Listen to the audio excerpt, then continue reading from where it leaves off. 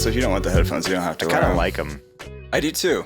Some people hate I don't know. it. It feels right. You don't talk over people when you can hear them in your ear. Yeah, that's a good point.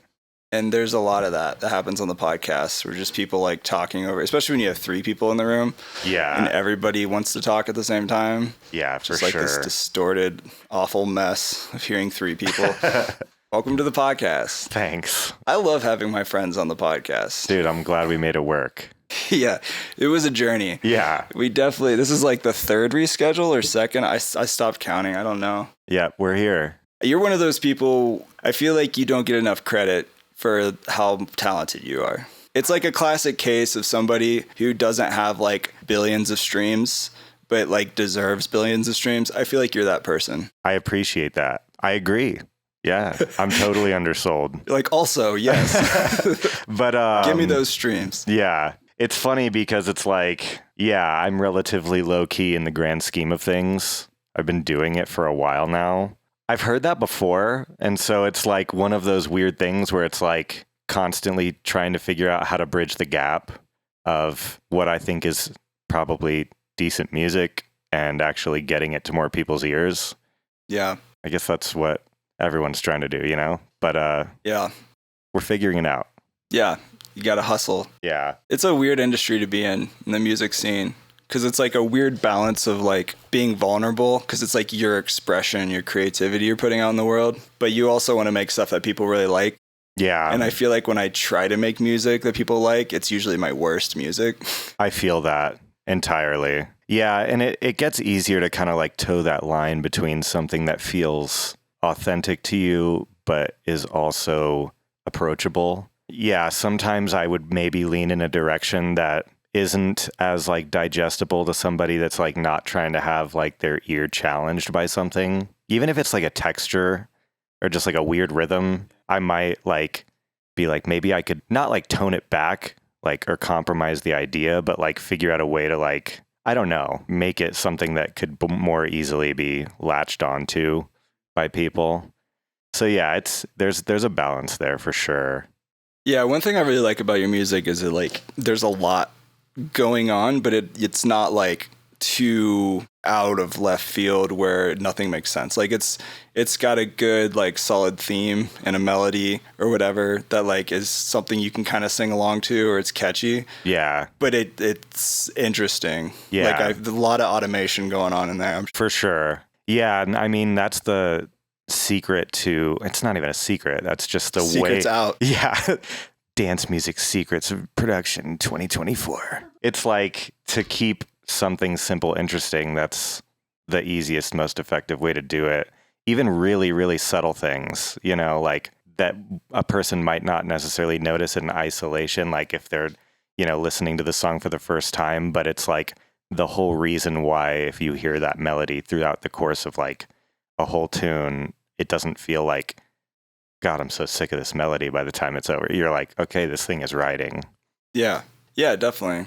I feel like I've been trying to focus on that more, especially with like the new stuff I've been working on. Is like, obviously everyone says less is more, which is super true. But I feel like if you tell that to a beginner, it's kind of misleading. You know what I mean? You just get like deep house. Yeah, exactly. Like, Yeah, I take that back. I'm not hating on deep house. I do like deep house. Deep house hater. Extremely minimal sometimes. The cool thing about, you know, good deep house is because it's so minimal and because there's just so few things going on, it takes a certain level of finesse to keep those things interesting. Yeah. And so it always surprises me, like there's a huge level of skill there that I think people often overlook because like they're used to styles where it's a little more like in your face. You're not like, you're not guessing what the change was, or it's not really like building and like progressing in the way that a lot of those styles do.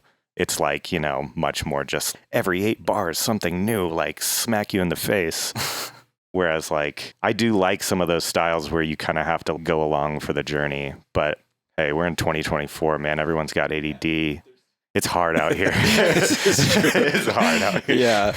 Yeah. Cell phones make that even worse. Yeah. I feel like So I don't know. Yeah. In my experience, whatever ADD like really means or however it's diagnosed, I feel like there's a lot of people I met and a lot of my close friends are like ADD or they were told they were when they were kids, and they're all super creative. They're all like very talented in like the arts. Yeah. That's been a consistent thing for all of the ADD people I've met, I feel like. Yeah, I feel like it's rare that I meet someone that can't relate to that. You know what I mean? Everyone's like, yeah, dude, I can't focus for shit. And I'm like, I get it. Looks like this is the world now. The Wall Street Journal, I was listening to like their podcast or whatever, and they were saying there was a new study that was like released. They posted it today about how attention spans have become much shorter with heavy social media users.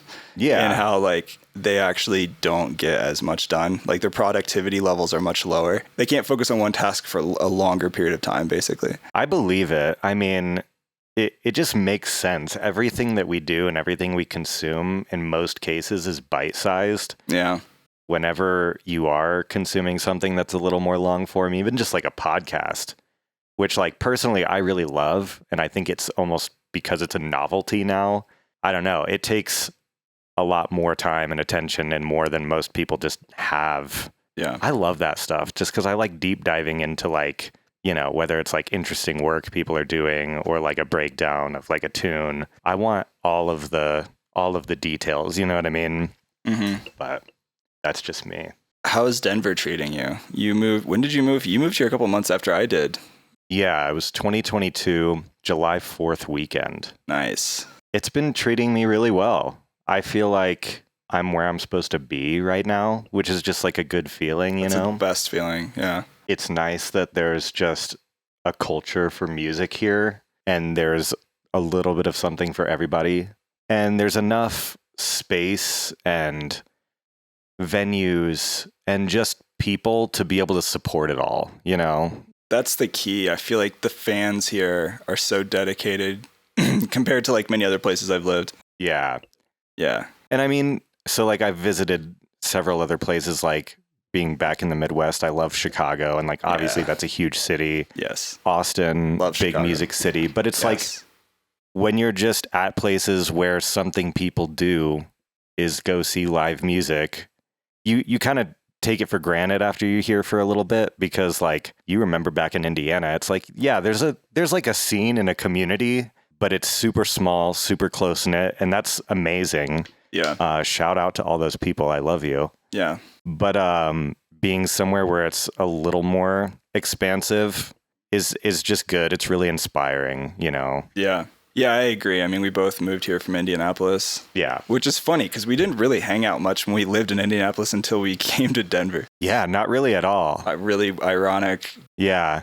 But I know what you're saying. I think the thing that makes Denver such a vibrant music scene, or Chicago or even Austin, is it seems to me, from what I've experienced, that there's more artists supporting other artists. For sure. And I think you have to have that to have a vibrant, thriving music culture. Yeah. And Denver seems like this has been the most supportive music and art scene of any city I've lived. Yeah. And it feels like actual support, I guess. It's like genuine. Yeah. Yeah. I kind of had to like flip my perspective in a way after I first moved here. It's like, obviously there's some nerves because you're like, all right, new city. It's not like you're starting from the ground up, you know. I didn't come here empty-handed in terms of music and projects and things that I had to kind of like deliver on. But more so the perspective of like, oh man, there's going to be like a lot more competition. A buddy checked me one time and he's like, nah, man, it's like there's room for everybody. Yeah. Like, yeah. I can't even remember what the saying is. Something about ships. You guys know what it is. They all rise up together or they something. They all sail in the same direction. Yeah, I don't know, like a rising tide raises all ships. That's it. Yeah. That was it. And I'm like, it makes sense. I get it. And like, it was helpful for me. A reminder of I really only need to be better than I was before I came here. Yeah. So I appreciate that, homie. Just because like it's better for your mind state to kind of like go about it with that attitude. You know what I mean? It's very depressing not to think of it that way. It's kind of like shooting yourself in the foot after a while, and you realize you're like, I'm more stressed out about this than I should be. No one should ever necessarily have to feel this stressed about something that they're as passionate about. I'm convinced that like decades ago, there was a lot of artists who were thriving that never had to worry about a lot of things we worry about because there's no opportunity for comparison. Yeah. The internet wasn't like it is today. Yeah. Where like you can see everything about everybody, which is also cool because you have the opportunity to connect with anybody. Yeah. Like I wouldn't be able to do this podcast if I didn't have the opportunity to slide into somebody's DMs on Instagram. Right. Or have my manager reach out. The internet's beautiful, and like the way it's connected us is great, but it's also a nightmare in certain respects. Yeah. To just like doing creative work and like kind of crossing that gap of allowing yourself to be vulnerable. Mm-hmm. There are people that I've met and I've had internet friends that it's like we would have never been able to connect unless we did have all of these platforms to do it on. Yeah. So it's like ultimately I'm really grateful for it, but also it's interesting to see the ways that like all of the platforms have influenced the actual like creative process of people and like the way that people even write songs. Dude, I think about this stuff all the time. Like honestly, this is the thing about it that is like not as like cool to me personally. It's just that like I have to think about so many things aside from just being an artist so frequently. And it's like a handful of those things I enjoy, but then a handful of those things I'm like, man, I would so rather be just like working more on the craft of making music. Yeah. And like just being a creative person. Obviously, I think a bunch of artists can relate to that, but the fact of the matter is it's like you got to do so much other stuff nowadays. Yeah, because you sometimes are your own manager and you are your own PR and promotional person. Yeah. And the marketing guy and the producer and the stage tech. And so it's like you have to find out whatever lane it is. Yeah. That you can like, whether it's like through how you post or like what your content is like, that's something that you also actually enjoy, hopefully a little bit. Yeah. And I'm still kind of figuring out what that is, for me personally, just something that's consistent, that's easy to do, that I relatively enjoy. That's all it really needs to be for me. Otherwise, I just try to not focus on it to the point that it stresses me out because it really easily could. Oh, for sure. Yeah. Yeah. Having like a healthy mental state is also going to help you make better music. Yeah. When you're in a good headspace, you're in that flow state and you're probably going to make much better sounds and be able to have a better perspective and make decisions in the moment more easily. Yeah. Makes sense. Import, for example, like I know you had him on here however long ago. Shout out Mark. But his stuff is so funny and so cool and fun and like creative. And it's like he found something that really works for him. But I think that's authentically him, though. Exactly. That's like, the key. It's not forced. Yeah. Right. Like, exactly. I think it takes some time for people to figure out whatever it is that doesn't feel forced. Because a lot of people that I know that are really passionate about making music are like pretty awkward. And that's great. Like, I am guilty. Like, depending on like when you see me or where we're out and about, like I might be awkward as all hell. But like, you have to figure out how to like just be a public figure of sorts. And that's an adjustment that I think what you were like to speak to what you were saying earlier. It's like people in the past didn't really have to think about that quite as much. Yeah. I relate to that. If you listen to the first couple episodes of the podcast, I was so awkward because I was like still figuring it out and trying to figure out what I was doing. I felt like I had to be a certain way. Like, welcome to the Ableton podcast. Yeah. It's like really a growing weird pain, It's so awkward. I'm bound to still, do a handful of things where I'm like, what? But, we'll get there and we're figuring it out. You just drink more Magic Mind. It'll give you the juice to be less awkward and more focused and high energy. Everybody missed it, but like we had so many other beverages on the table before this started. Yeah, there was a lot. But now we've just got the beer, the Magic Mind, the LaCroix, the analog water. And we're set. We're going to be hydrated and trying not to pee. Yeah, we might have to take multiple bathroom breaks. I still, Frequent still has the record of the most drinks. He had 6 drinks on the podcast within like an hour. Does he have the record for the most peas? He probably has the record for the biggest bladder. Yeah. Honestly. Damn, we got to take measurements of everyone that comes on. Yeah, I'll measure his bladder and give a full update later. Damn. There's a scientist out there that can explain how that works because I have no idea. I'm not sure. We'll figure it out. Yeah. We're technical. Yeah, we'll figure it out. Yeah. Yeah, man. Like, how did you get into Ableton Live? Like, when did you first discover it? Let's maybe nerd out a little bit after that. Okay. Ableton specifically, or even before that. Who cares? Whatever.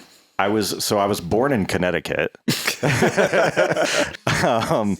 No, but I started like making music in any DAW. It's hard to know when to call it because like I had Fruity Loops when it was still called Fruity Loops on my parents' desktop. I was just punching squares and making little beats. 6th, 7th grade-ish. Up until that point, like when I was like 9, 10, like I had already been like playing a few different instruments and kind of like writing songs at that point. My brother was an incredibly talented pianist. I remember the key difference was like I wanted to just like make things that felt more like mine. And so then you find a workstation and you're like, okay, I can do that in a whole other capacity now. So I got kind of like introduced to what that world was around that age, you know, like, and I didn't do it really seriously until 2014. I was really gung-ho, like, I'm going to learn how like this music that I love so much is made. Like I can't just like stand here and not understand it. I need to figure this out. And so I used Logic for 4 years or so. And then I started working with a buddy of mine from back in Indianapolis. His name was David, and he used to make music under San Lee. No way. Do you know him? Oh, yes. He showed me a bunch of different workflows for using Live to DJ. Oh, that's sick. Yeah, it's so funny that you say that. I haven't heard that name in forever. Yeah, and he was making like house stuff at the time. He was from Chicago, wasn't he? Originally, I believe so. Yeah. Don't quote me on that. Anyway. We started working together, and I just was watching him use Ableton, doing some of the things that I was doing with audio and Logic in like a matter of 2 clicks, which in my mind was just like magic because there was certain things about the warping in Logic for audio specifically that was just like, I think it was like flex pitch, flex whatever, all that stuff. It was a little clunky. It wasn't long after that I was like, I just need to get into Ableton because I work mostly, if I can, in audio. And I had Live 9 for like, I think it was only like 2 or 3 months before 10 dropped. And then it's history. You're still using Live 9, right? I'm still in 10. I actually went back to 7. Yeah, why not? I saw a Live 1 box the other day. Really? With the CD-ROMs. I'm really glad those days are over because oh my God. It's so much easier to download on the internet instead of having to put a ROM inside your computer and like. Dude, that would look so hardcore nowadays. It would be like a fun challenge just to try to like, you know, make something listenable in there, which like I'm sure you could. I'm sure it's way easier than like I feel like it is, but it just seems like the technology's gone so far that it's like practically unrecognizable to anyone that's used to like current Ableton. But yeah, I feel like Live 12 is very bittersweet. We've talked about that a little bit. I've seen a lot about the new features, but I haven't really had the opportunity to mess with them hands-on yet. Yeah, it's kind of like, it's just like icing on the cake, you know? Yeah. It's like you have a really good cake and you could just eat it like that. But if you want to add extra icing on top, like you can, but you don't need it. Right. You know what I mean? It already has icing. Yeah. That's kind of how I feel about 12. Yeah. I think all of the generative MIDI stuff. That's amazing. Looks really cool. It's very cool. I feel like that would really help in like writer's block situations. Or people, it does for sure. Yeah. And just, there's something about kind of like the random aspect to it that it's like, normally if I'm like laying out a melody or just something that is more of me personally writing it and not like chopping a sample or manipulating a sample. That's the part that I enjoy the most, because I feel like it's the part of production where I get to kind of like inject my taste and kind of like my particular like affinity for sounds and those melodies. Mm-hmm. And so some of the generative stuff, I feel like, you know, I would probably end up using sparingly, only in those situations where it's like, I don't know where to go with this. Because most of the time I just have a pretty solid idea of where I want it to go. But I mean, yeah, I feel like it's important to have at least like something else in your toolbox when you feel stuck. For sure. I mean, whether that's Splice or whether it's like, you know, generative tools or a specific plugin that does a certain thing. I think it's helpful to be able to have like a small arsenal of those things to go to. Yeah. Like Chroma, actually. You shared that with me. We were working on that track, which I listened to the other day. I was like, this is a pretty cool idea. Maybe we should finish it. But you showed me Chroma as a plugin. Yeah. That I don't know exactly how you describe it, but it creates like a harmonic scale on top of whatever's being played. If it's MIDI or audio. So I think it's made by this company called like Zinth Audio. Yes. A bunch of producers like, you know, like color-based people like AU5, Chime, like some of those guys like really put it on, I think. It's on the screen right now if anybody's watching video. Sweet. Yeah, and I think maybe one or two of them helped in like the development or maybe testing. I'm not sure, but like it's essentially a like pocket-sized version of pitch map. Yeah, a harmonic sweetener. That's a very nice name. Yeah, and it's, you know, it's a really simple plugin in which I'm a fan of. Like I have no issue with like, you know, those really quick, you know, get the job done plugins. And it's just like you can set it to any key, and it's going to take the input and it's going to bring up like the harmonic resonances of whatever that input is in just a really pleasing way. Yeah. And I think you can get a lot of those kind of like color bassy sounds out of it, but I've been really enjoying using it on things that aren't necessarily like going to result in like a color based tune, because I don't really make that type of music very often. So it's like, I was like, I just want the ability to have that effect too. Yeah. This is definitely one of those extra things in the toolbox. Yeah. It's only $40 too, which is not too bad for a decent plugin. I threw it on like a bass patch because it just felt kind of empty and hollow, and it just like added some really nice color to the sound and some harmonics, and you can choose the key you want, and then you can just select the notes on the piano that you want those harmonics to really stick out in that frequency range, which is really sick. Yeah. Are you aware of like PitchMap, that plugin? Yeah, I hate that plugin. Dude, it's like $400 or something like that, which is dumb. Just like... And it crashes, like it eats up your CPU. Yeah. That was the one thing I was just like, it's a cool effect, and I would like to be able to like utilize that here and there, like as like even just like a novelty, but like... They're sponsoring today's podcast, by the way. I'm so sorry. But I was never going to pay that much money for it. No, that's absurd, honestly. There's very, very few plugins out there, I think, that are worth more than like a couple $100. Yeah. Yeah. Yeah, I agree. At the same time, like it takes a lot of work to code and develop a good plugin. You know, for like, sure. There's teams of people and the marketing team and the like developers and all the things in between. Yeah. Much respect to people who are developing plugins and companies. It's a lot. Yeah, you can't understate that. And I don't even know the first thing about like actually coding a plugin. So that stuff is like... I don't really either. I've just met a lot of them. I don't know what you do, but I just can't help but feel like... Hats off. You're way smarter than me. There's different types of intelligence, I guess. For sure. Well, we were talking about the generative tools, and I actually just learned about this the other day. Sorry if anybody already knew this or hearing me say it again, but the All MIDI Tools bundle by Philip Meyer. Actually, I think I just found out he's going to be on the podcast. Oh, nice. But within the MIDI clip and a lot of other features in Live 12, Max for Live is like, I don't know if open source is probably not the right word, but they expanded a lot of functionality in Max for Live. Mm-hmm. So you can develop a lot more inside of Ableton, inside of Live. So they have, this guy basically created a bunch of new generative tools inside the MIDI clip, which is really cool. Turing Machine MIDI generator.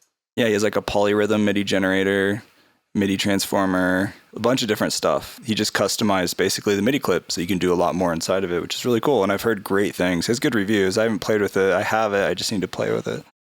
The other thing about like the generative stuff that's cool is that it just like is another tool that sort of levels the playing field for people that want to just make music and might not already have any kind of like musical background. It's like, yeah, those types of barriers are just like gone. So it's like, there's no excuse not to make music if you feel like you want to, you know? Yeah. Anyone that ever like expresses interest and just like wanting to learn any more about it, I'm like, there's never been a better time to like make music or learn how to make music. It's never been more accessible. True.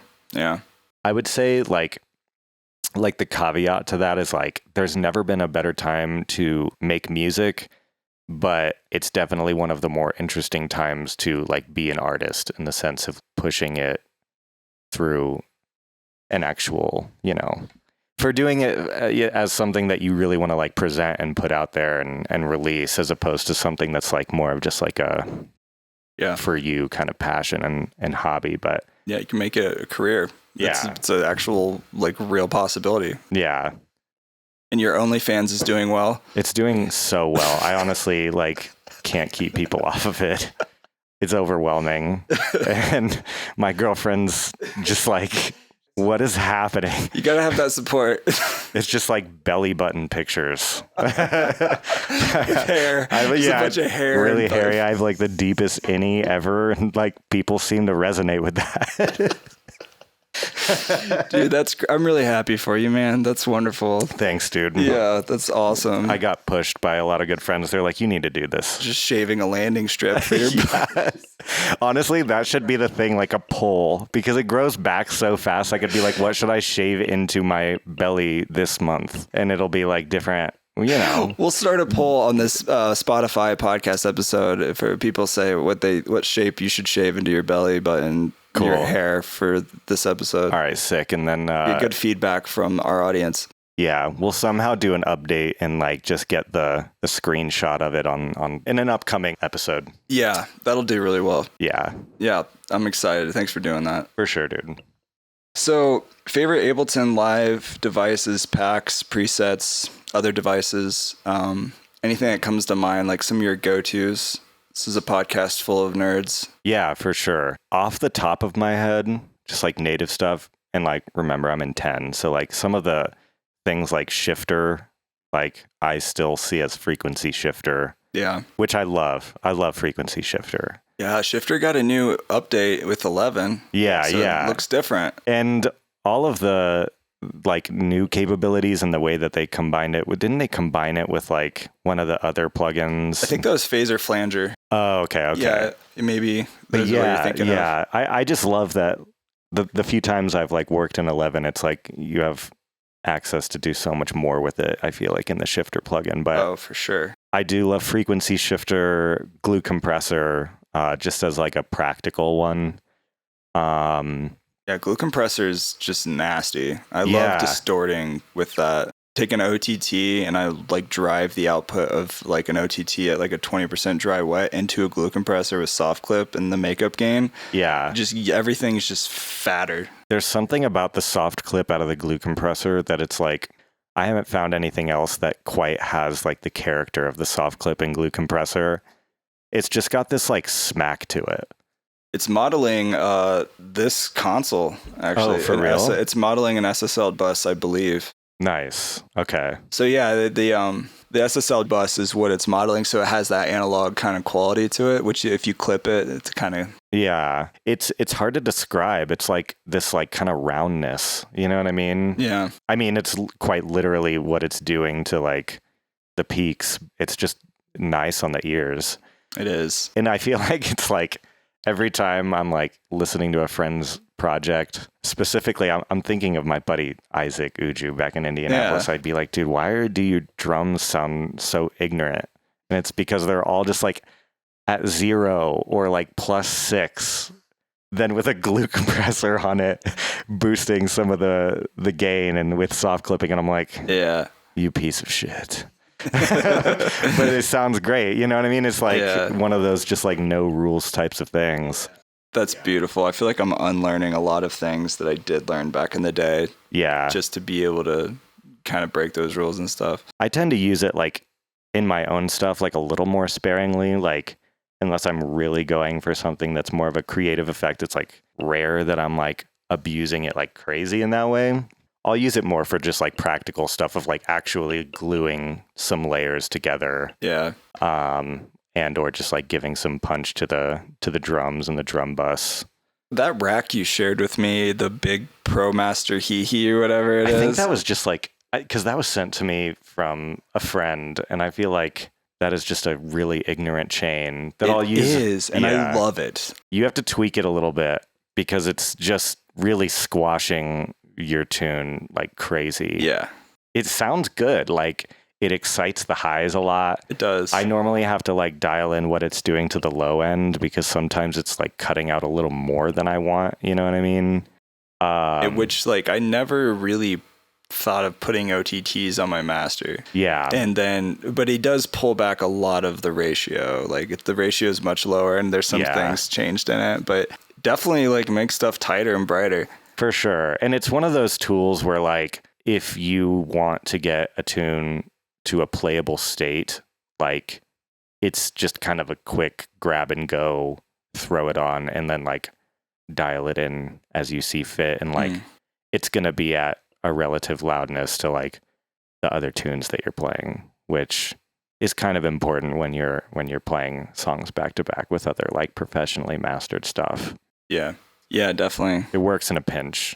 This episode is sponsored by iZotope. If you didn't know, Ozone 11 is out, which is the ultimate mastering tool for crafting the perfect sound of your tracks. So whether you're starting out or whether you're an experienced user of Ozone or mastering, check out the new AI-powered workflows to easily make your tracks release ready. There's a lot of different modules included with Ozone 11, including the Clarity module, which does heavy lifting as it maximizes the spectral power of your tracks, ensuring they sound polished and louder. And with AI-powered stem isolation, you can rescue problematic mixes with precision, eliminating the need for mix revisions. So you can explore all kinds of different modules to really mess with the compression, to boost quiet sections while preserving transients and make things slap. You can also achieve perfectly balanced vocals with the mastering assistant. And it also has a pretty cool new AI vocal checker, so you can never worry about the levels again in your mix. Check out the link in the show notes for more info on Ozone 11. Normally, I would have a buddy of mine do like the final master, but all of the mix downs, I'm still kind of at that point where it feels like a part of the creative process to me. Yeah. Like the way that somebody decides to mix their tune. I don't know. I think just like overall is a huge portion of how it hits, you know, a listener's ears. And like in terms of like them putting a piece of themselves into that track or whatever. Yeah, I definitely agree. I used to have other people master my tracks, and now I'm making it a point to master all my own stuff, and I'm really glad I did. And I've talked to several people. I've talked to a lot of people on this podcast about like mastering stuff or whatever. My feeling is like one of the best things you can learn how to do as an artist, especially if like you're intermediate or like, you know, up and coming or learning Ableton and all the mixing stuff. It's like just learn how to mix really well. Yeah. Mastering is just an extra little thing. Yeah. Mastering is really such a small part of the entire track in itself. Yeah. Like if you can mix really well, your master's going to be great. All you need to do is hit it with a limiter and maybe reference it and read it out in a bunch of different ways to make sure it translates. But like, yeah. I mean, I talked to Slink about this too on the podcast, and he was like, that dude's nuts. He was one of those guys where like I was watching some of his tutorials when I first started out. Oh yeah. And his stuff was great. Yeah, and he was saying the same thing. He was basically like, yeah, if you want me to master your stuff, like go ahead and send it to me. I'm just going to hit it with a limiter and make sure it's wider and like punchy. That's it. And you can pay me however much you want to do that. Like give me a couple $100 so I can just raise the volume of your track that already is the way it is. Like if you're going to have a great mix, like you should be able to master your own stuff. Like for sure. And learn how to mix, like spend the time learning how to do it and learn from people who are making tracks that you love. Yeah. is there's a lot of really confident people on YouTube who have nice cameras who don't know what the hell they're talking about. Dude, there's like, so this much. is the only way to do it. But like, find somebody or an artist or somebody locally that you think makes really good sounding tracks and learn from them if you don't know where to start. Yeah, I would always recommend, like, if there are artists that, if they are still at that level where like they're fairly accessible or like they have avenues through which they're offering lessons, Yeah. like always go at least check it out and maybe like do at least one and kind of make like a list of questions beforehand. Yes. I've only done a small handful, and every time I just like will listen to a portion of their catalog and like the songs of theirs that I like really like and get as specific of questions as I possibly can. And I feel like that's going to be the most helpful way to do it, because like going on YouTube, there's so much just hot garbage. Like, I mean, some of the information is good, but I think it's more about just like how it's applied and what it's applied to. Like, Yeah.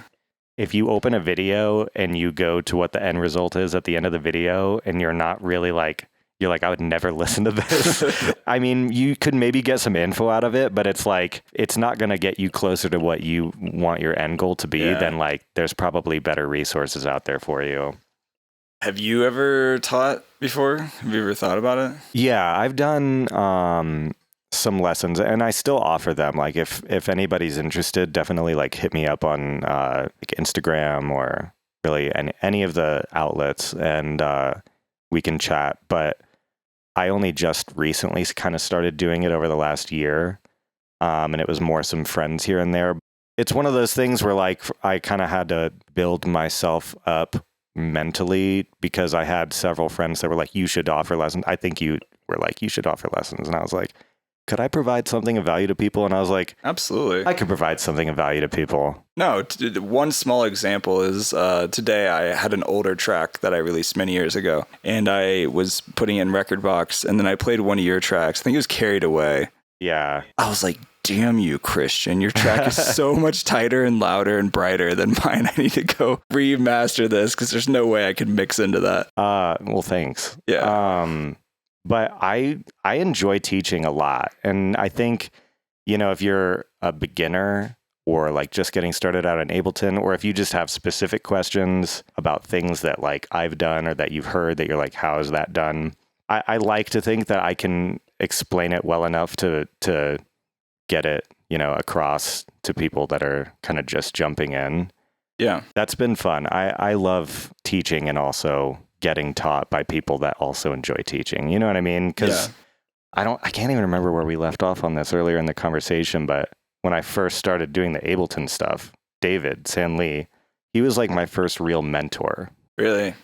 So like I owe a lot to him because he was so selfless with like his knowledge. He's a good dude. Yeah. And I just really respected that, I guess, because it felt like up until that point, I was like pulling teeth to try to get good information and to get closer to what I wanted, whether it was like a sound or like a mix technique or whatever. And yeah, he was just like a completely open book, totally like occupied that mindset of like, we're all going to benefit from being able to like grow from one another and what we all know. And I'm like, I've tried to take that with me as much as I possibly can.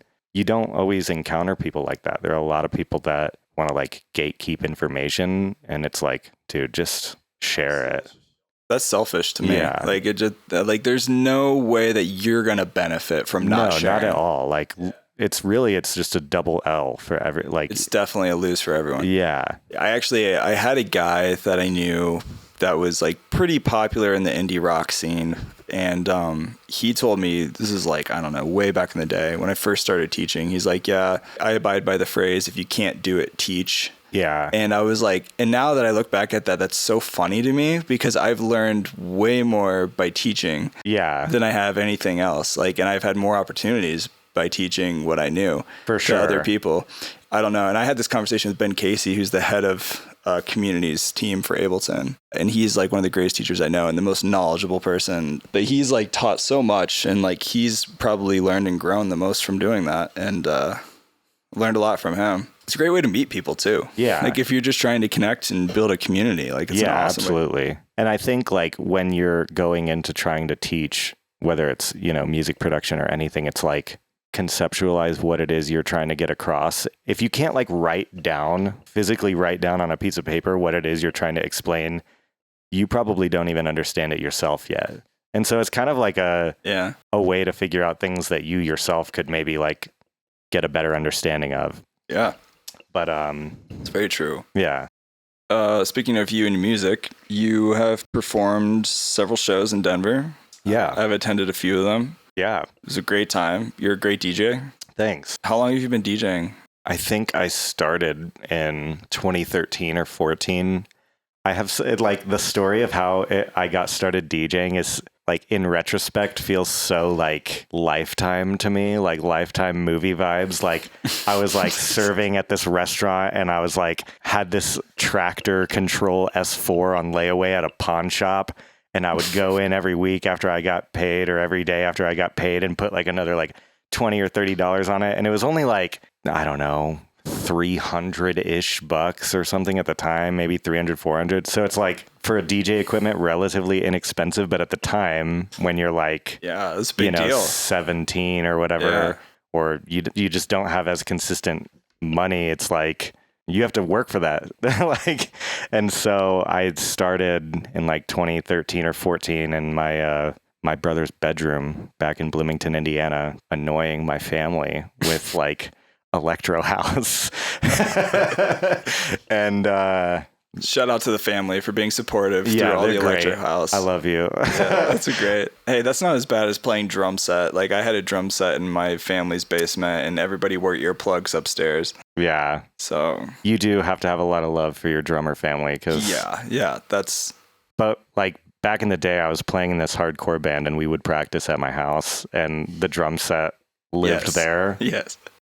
And I'm sure my family was really thrilled about that. I bet they were. It was super therapeutic though, because you would get home from school and it's just there. Take out all your anger. Oh my God, dude. You just like bang the shit out of the drums, like out of time terribly. It's the best therapy, really. Oh yeah. It is. It was great. Until you go deaf. Yeah. So I started DJing then and I started getting more comfortable with like CDJs and like transitioning over to like the Pioneer stuff. A number of years after that. Around that same time, I was working with David. He was really like kind of helping me grow a lot at that time. And he was one of the first people that was really like a tangible kind of person in the community that would really help. So shout out you again, David. Yeah, I hope you're good. I haven't talked to you in so long. I hope you're good, man. Come join the podcast, David. Dude. Come to move to Denver. Just move here. Drink some Magic Mind. Yeah, why not? Everybody else is moving here. I swear, dude, like 1 in every 3 people I meet are not from Colorado. Oh, yeah. It's insane how many people are like from the Midwest specifically, too. Yeah, it's true. There's like an exodus happening. Yeah. Everybody's fleeing to Colorado. It's nice. I think people, for the most part, are pretty like welcoming, too. It's true. I would be probably less welcoming if I grew up here and I was like, you guys are making traffic worse. But I was also talking to this guy. I went to Mersiv had like an event at Mission yesterday. Oh, nice. Like Cinco de Mersiv, and they did like an outside daytime show, and then they moved it inside. I was talking to this guy there, and he's like, "Yeah, I was about to get out of Colorado, but then I had a bunch of friends that like moved out from like Michigan or Midwest somewhere." And honestly, it just like reinvigorated my love for it here because they were all just so stoked to be here. Yeah. And it's like there's really something to be said about just enjoying where you're at, you know? Yeah, that's real. Like I would rather pay a little more for my rent and my groceries to just like leave my house in the morning and just feel good about where I'm at. Yeah. That's a real thing too. Your environment makes a huge difference, like in just your mental state and how you feel, and especially as an artist. Yeah, for sure. As a creative, that makes a big difference in staying inspired. In my opinion, just like as a city, it feels relatively balanced here, and that was a huge reason why we came. I mean, obviously the music scene is thriving, and there's like a lot of stuff to be taking inspiration from all the time, but it's like, you know, you have access to outside as well as like the amenities of a city. And so it's like all you could really ask for, or all I'm really looking for in a place to live. And you can take your dog almost anywhere. Yeah. That's really nice too. It's Yeah. the most dog friendly state I've ever lived in. Yeah. To the dentist, to like... I saw a statistic, I don't know if it's true or not, on social media. It said 1 out of every 3 households has a dog I would believe it. in Denver. I believe it for sure. Speaking of, so this will be probably so however many weeks ago by the time this episode drops, but it was Cinco de Mayo this last weekend, and this is totally not Ableton related, but I'm going to tell the story anyways. Go for it, dude. Do it. We went to the festival that was like downtown by Civic Center, and they had Chihuahua races. Chihuahua races? Yes, dude. It was great. It was exactly what, it sounds like. They're all just like That's so freaking out, like not really running in a straight line. Like, it was absolutely adorable. Sounds like chaos. Yeah, Every dude. time I see a Chihuahua, it's always barking at something. And they're all just shell shocked, like, oh my God. But I would believe that there are that many dogs in Denver. It's like they're freaking everywhere. And it makes sense. It's so funny. Yeah, I've actually started picking up my own dog's dog poop. I feel like as a citizen of you Denver gotta do now, it. I've started. I never used to because I just kind of felt like it was like nature's one big toilet. Yeah. But then I see everybody else doing it, and I feel like you're shamed if you Yeah, don't pick for up your sure. dog's dog poop. It's kind of a big deal. You get judged. Yeah.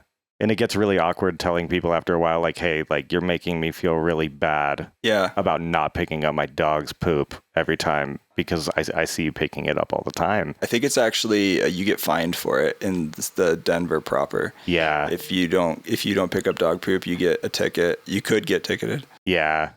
I've gotten in a habit of it over a while just because, like, our dogs, I don't know how they do this. We're feeding them a normal amount, but, like, their system is working really well.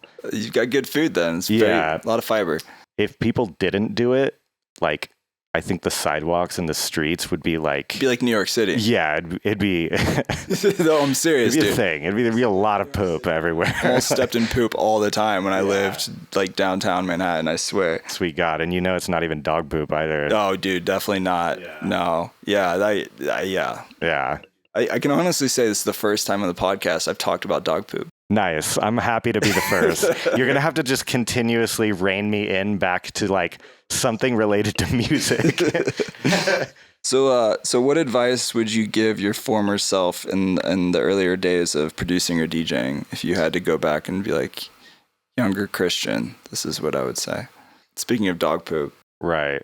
It's hard to say. I think the first thing would be just like do less, which is really vague. But I mean, like in terms of like actually like songwriting, even with electronic music, I've always like gravitated towards not really intricate type stuff, but like I think it tends to lean more onto this like technical angle, even if it's down to like the texture of the sounds a particular producer is using. I really like all those little like details. And I think sometimes when I was first starting out, I would maybe focus a little bit too much on trying to get a bunch of different sounds to work in the context of a track, when really I could have just reduced it to like a sound that maybe already existed in the track. And that would have not only like built a more cohesive song, but also just, we were talking about kind of earlier with like making things a little more approachable for people.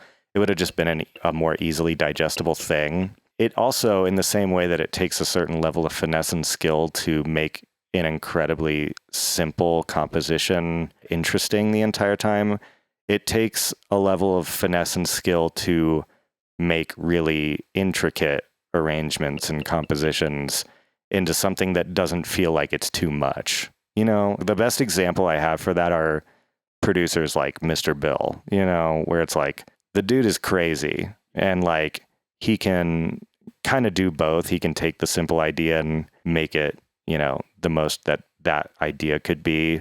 But then he can be very maximalist, but it feels controlled. This is such a long way to answer this question. No, I mean, these are all good things, yeah. But like, I think I would have just told myself to try to like simplify in that way. I was sort of having this contest with myself of like, how crazy can I be with this thing? And sometimes that's not necessarily what's like going to serve the song be the best idea that you can use to flesh out whatever you're working with. Yeah.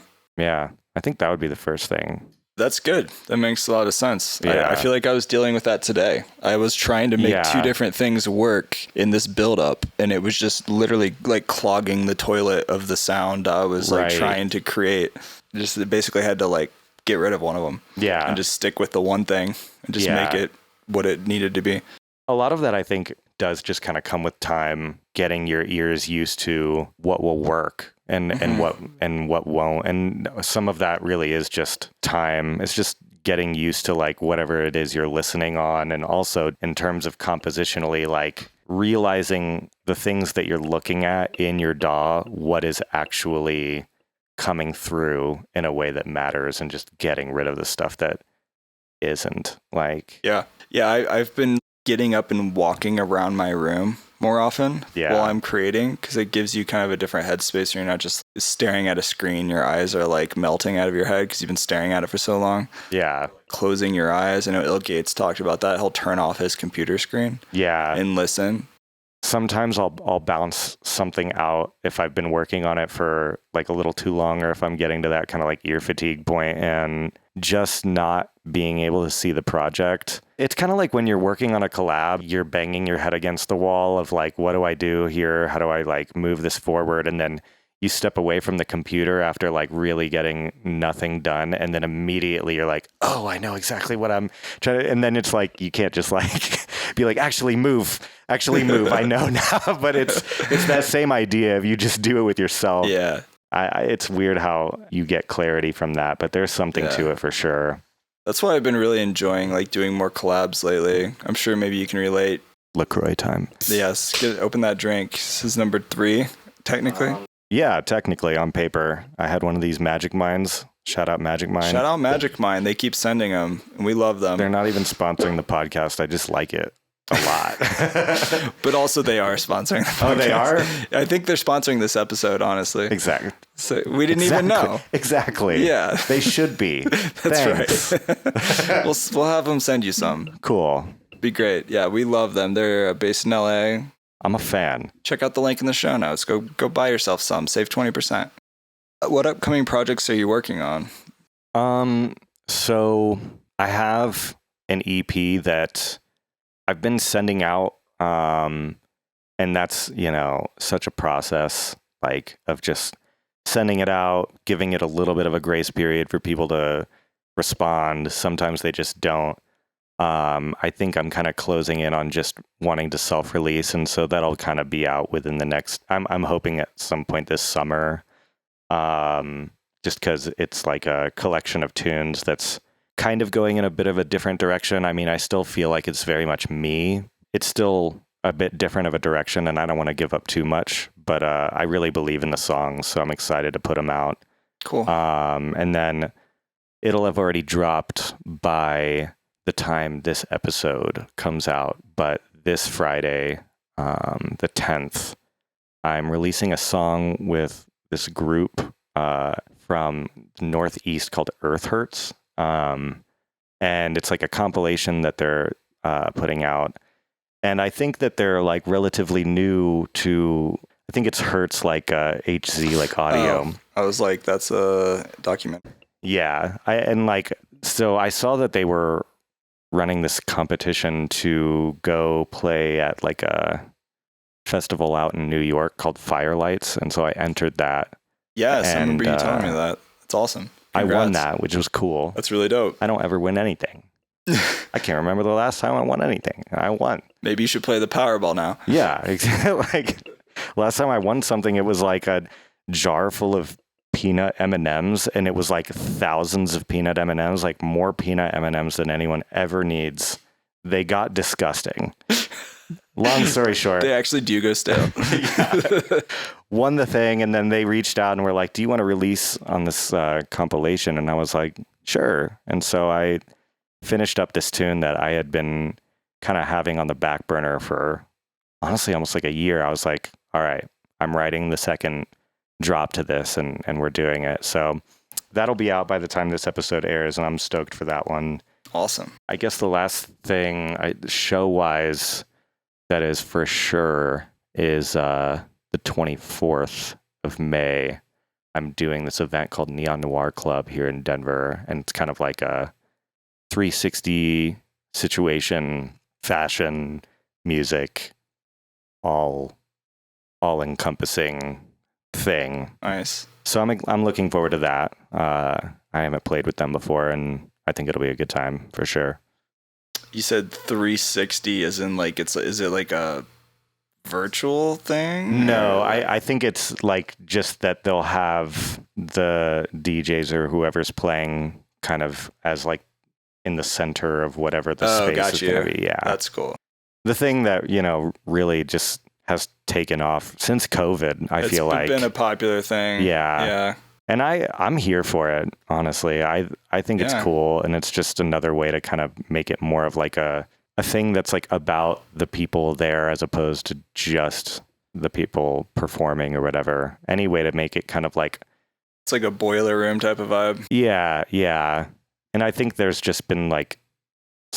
people were craving like an emphasis on like community spaces where we also appreciate music as opposed to going and like getting this just like very kind of like two-dimensional experience of like... feel very far removed if you're on a big stage far from the crowd. Yeah, like there's the LED wall, there's the guy that's like DJing and we're all just looking at him. Yeah. But it's like creating like unique spaces that are like designed to get people to kind of engage with each other as much as it is to engage with the music. I think that's cool. I'm here for it. I think it's more fun even for like the performer too. You can feel the energy better. I mean, I've played on, I've been blessed to be able to play on some like big stage, like the Tiesto show I opened for. I actually didn't like it as much. Yeah. Because I was so far away from people. Like I look out there and it's just like, you can like barely see the faces of the people in the middle. You don't see anybody in the back. Yeah. And you can't engage really much or see how they're vibing, Right. Like, I have heard that. I mean, like on numerous occasions, just from people that have played those bigger stages, is like you kind of feel like you're in your own personal little box. Yeah. You're like, all you've got is your monitors up there, and you're like, I hope it sounds good out there. You have no idea. Yeah. Yeah. That's a real thing. Yeah. Well, where's the best place for people to connect with you? We've been going at it for a while. Yeah, I don't even know how long we've been talking, but I've been enjoying myself. Yeah, me too, man. I would love to go for many more hours, but I think we're going to get kicked out of KMG at some point. Oh, yeah, that's fair. Yeah. They probably want their studio back. Yeah, I think Drew's leaving. This place will be closed down. Bet. I would say Instagram, like that's the spot where I'm probably going to be updating the most frequently and the most active. I'm pretty accessible if you want to reach out, if you have questions. If you just want to say, hey, I'm happy to talk. The entire reason that I do any of this is because I love people and I wanted to connect with people through music specifically. And so, yeah, please don't hesitate. If you're at a show, come say hi. If you're on the internet, come say hi. If you want to be pen pals, I won't write you back. But you can join his OnlyFans, right? Yeah. I'm on Twitter, but I really don't. I'll kind of loosely update on there, but really the way I see Twitter is it's an opportunity for me to shit post into the void. So if you want to just see like nonsense, you can follow me on there. Yeah. And SoundCloud, Spotify, all the places you find music. Yeah. And go stream our track, Arcadia. Yeah, for sure. On Spotify, which... It's a vibe. It's a vibe. It had like 14,000 plays in the last couple of days. Nice. I haven't checked it in a minute. I've been really bad about checking my analytics because I've been kind of like head down trying to like get this new stuff wrapped up and not like, I don't know, looking backwards way too much, but it's definitely like... Yeah. It got playlisted apparently. Oh, nice. So I love seeing the names of playlists that people will like put your tunes in. There's a lot of BS, but I think it is like the people's personal playlists where it's like once it gets over a certain number of plays, it will actually show up in your analytics of like, you're in this one. And they'll have like crazy names like, Yeah. I'm super lit and it's 2 a.m. on a Thursday. You know what I mean? And it's like, okay, my tune fits in there. Awesome. Yeah, like That's the what vibe. we were going for. Apparently it's the vibe. Well, yeah, no, I think you're a great guy. I feel lucky to know you, and you make really dope music. So everybody go stream RYNS on a streaming platform near you. Yeah. Yeah, man, dude, thanks for joining the podcast. Dude, thank you again so much for having me. It's been good. We did it after multiple attempts. Dude, we made it happen. Yeah, we did. Look at us. Success. All right, cool. Thanks everybody for watching. Bye. Hey, thanks for listening to the podcast. Do me a huge favor if you would and hit that follow or subscribe button wherever you're listening to the podcast. If you don't hate the podcast, please leave a 5-star review. It would help me out a ton. Don't forget to check back on Tuesdays for new episodes. If you want to be the first to get new episodes and stay updated and get free new devices and sample packs and other stuff that I'll be sending out in the future, join the newsletter. Just go to liveproducersonline.com/newsletter and or check out the links in the show notes. Make sure to give this guest a follow on the socials, give them some love for spending their time. And once again, thanks for listening to the podcast. I will see you next time.